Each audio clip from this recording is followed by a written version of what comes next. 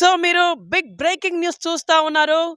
Warangal parliament seat అనేది కాంగ్రెస్ పార్టీలో ఇప్పుడు ఒక పెద్ద చర్చ, ఒక హాట్ టాపిక్ అనుకోవచ్చు. నిజంగా ఇక్కడ కురాకుల భారతి గారు చాలా పెద్ద ఎత్తున ప్రయత్నాలు అయితే ముమ్మరం చేస్తూ ఉంది.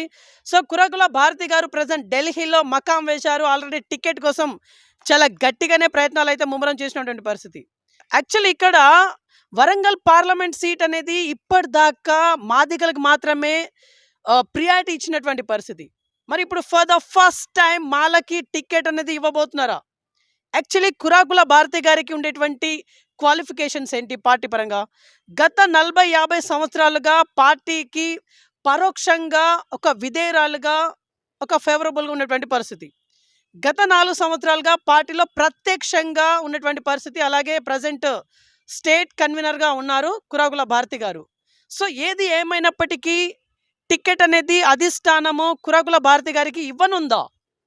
అదే తెలుసుకుందాం. ప్రజెంట్ లేటెస్ట్ ఇన్ఫర్మేషన్ ఢిల్లీ నుంచి వెళ్ళి కురాకుల భారతి గారు ఒక వీడియోని అయితే రిలీజ్ చేయడం జరిగింది. ఆ వీడియోని మీ ముందుకు ప్రవేశపెట్టే ప్రయత్నం చేస్తా ఉన్నాము. Let's watch. ప్రేక్షకులందరికీ నమస్కారము. ఇక్కడ ఏఐసిసి అంటే ఆల్ ఇండియా కాంగ్రెస్ కమిటీ భవనం ఉండటం మేమందరం మహిళలందరం వచ్చిన అందరం తెలంగాణ కరీంనగర్ వరంగల్ వాళ్ళందరం వచ్చినాము.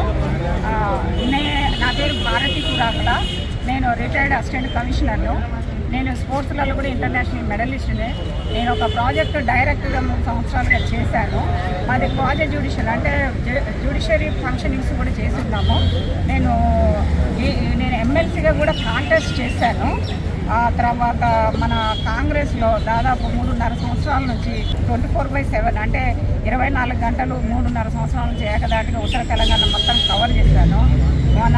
మన కాంగ్రెస్ పార్టీ అంటే నా 40 ఏళ్ళ కూతురు పేరు కూడా ఇందిరా ప్రియదర్శిని, ప్రియాంక, మా పిల్లల పేరు కూడా 40 ఏళ్ళ నుంచి కాంగ్రెస్ మీద ఉన్న అభిమానంతో బిడ్డలకు పేర్లు పెట్టుకొని ఈ రోజు వరకు ఇట్లా తీసుకుంటున్నాను. నేను కాంగ్రెస్ మీద అభిమానంతో ఉద్యోగ వ్యవస్థలో జీతం తీసుకొని సేవ చేశాను. ఇప్పుడు జీతం లేకుండా ప్రజలకు నేను చదువుకున్న చదువు డబుల్ పీజీ చేశానండి. చదువుకున్న చదువుకు సార్థకత దక్కాలంటే పౌరులకు సేవ చేయాలి. పౌరులకైతే అన్ని రకాల నా చదువు ఎంత అవుతుందో అన్ని రకాలుగా చేయగలను. ఉద్యోగ వ్యవస్థలో ఒకే డిపార్ట్మెంట్ కాబట్టి ఆ డిపార్ట్మెంట్కి సంబంధించినంత వరకు సేవ చేస్తాం. ఇప్పుడు పౌరుల సేవ అంటే నాకు తెలుసు. వాట్ ఈజ్ సివిలియన్ అనేది నాకు బాగా తెలుసు. ఆ సివిలియన్కి ఏమేం కావాలి, ఎట్లా కావాలి అంటే విద్యావంతురాలైన నేను ప్రజలకు అన్ని రకాల అన్ని విధాలుగా నేను సహకరించి డెవలప్మెంట్ అభివృద్ధి దిశలోకి నడిపించగలనే సత్తా నాకు అన్ని రకాలుగా ఉంది. దేవుడిచ్చిన ఆరోగ్యం కూడా సహకారం ఉంది, మహిళల సహకారం ఉంది. దీనికి తోడుగా మన వరంగల్ కాన్స్టిట్యున్సీ ఎంపీ కాన్స్టిట్యున్సీ అంటే 2 ఎమ్మెల్యే కాన్స్టిట్యున్సీలు ఉన్నా కూడా కనీసం దానికి అప్లికేషన్ కూడా పెట్టుకోలేదు. కారణం ఏంటంటే ఎమ్మెల్యే అంటే ఒక్క ఏరియా చిన్న ఏరియా వరకే పరిధి ఉంటుంది కాబట్టి నేను వరంగల్కు గొడుగుడు కావాలి అన్న ఉద్దేశంతో నేను ఎంపీగా తప్ప ఎమ్మెల్యేగా అప్లికేషన్ కూడా పెట్టినంటే 2 ఎమ్మెల్సీలు ఎంత ఇన్వైట్ చేసినా ఎంత ఆహ్వానించినా కాదుకూడదని ఎంపీగా నిలబడదామని దానికి తగ్గట్టుగా అహర్నిశలు కష్టపడ్డాను. అన్ని ప్రచార మాధ్యమాలు వాడాను. ఈవెన్ మన మేడారామ కూడా 5 డిజిటల్ స్క్రీన్లు పెట్టి నేను వాల్ రైటింగ్ పెట్టాను. సోషల్ మీడియాను మొత్తంగా వాడుకున్నాను. ప్రింట్ మీడియా, ఎలక్ట్రానిక్ మీడియా, తర్వాత ప్రెస్ మీట్లు. ఇంకా పక్కా చెప్పాలంటే మొన్న అసెంబ్లీ ఎలక్షన్లలో నా పర్సనల్ ఓటు బ్యాంకు 3,90,000 పైన నా పర్సనల్ ఓటు బ్యాంక్ ఇచ్చాను. ఇది మన స్థానిక ఎమ్మెల్యేలకు కూడా బాగా తెలుసు. అంత public especial voter inevitable person అంటే ఓటర్ కోరుకునే వ్యక్తిగా నేను అక్కడ ప్రత్యక్షంగా ప్రజల మధ్యలో ఉండి వచ్చాను. కానీ అనుకోని సంఘటనల వల్ల ఇక్కడ ఈరోజు నిన్న తెలిసింది ఏంటంటే క్యాస్ట్ ఈక్వేషన్స్ వల్ల నేనే ఎస్సీ మహిళను మాలని ఎస్సీ మాదిగలకు పోయిందట. ఎవరైనా మా సోదరులే కాబట్టి ఎవరు వచ్చినా కూడా మనం ఆ సహాయ సహకారాలు చేయాలి. కానీ ఇక్కడ నా అబ్జెక్షన్ అంటే నా విన్నపం ఏంటంటే నేను అంతమంది ఓటు బ్యాంక్ ఉన్నా, నేను అంతమంది నాకు ఓటు బ్యాంకులు తయారవడానికి నేను వాళ్ళకు నేను మీకోసం వస్తున్నా, నేను మీకు ఇలాంటి సేవ చేయడానికి వస్తున్నాను. నేను కొన్ని ప్రతిజ్ఞలు అంటే అయ్యి రాజ్యాంగబద్ధమైన నేను చదువుకున్నదాన్ని ఈ వయసులో వేరే రకంగా చెప్పడానికి లేదు. ఏదైతే ప్రజలకు ఉందో, ఏదైతే ప్రభుత్వం అందిస్తుందో, ఏదైతే రాజ్యాంగం అందిస్తుందో అది అందించడానికి నేను ఒక ఎంపీగా నిలబడి నేను వరంగల్కి కొనుక్కోదాం అనుకున్నాను. కానీ అనుకోకుండా ఈ క్యాస్ట్ ఈక్వేషన్ వల్ల నేను కోల్పోయే పరిస్థితులు వచ్చినాయి.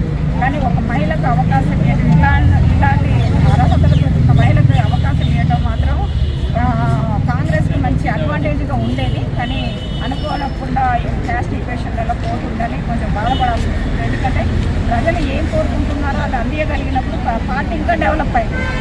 దానికోసం నేను చాలా కృషి చేశాను, చాలా కష్టపడ్డాను. ప్రజలు ఒప్పుకున్నారు, ఇటు పార్టీ కూడా ఒప్పుకుంది. కానీ క్యాస్ట్ ఈక్వేషన్లో పోతుంది కాబట్టి ఇక్కడ నేను నిన్న మన ఏఐసీసీలో ఒక అప్లికేషన్ కూడా సబ్మిట్ చేశాను.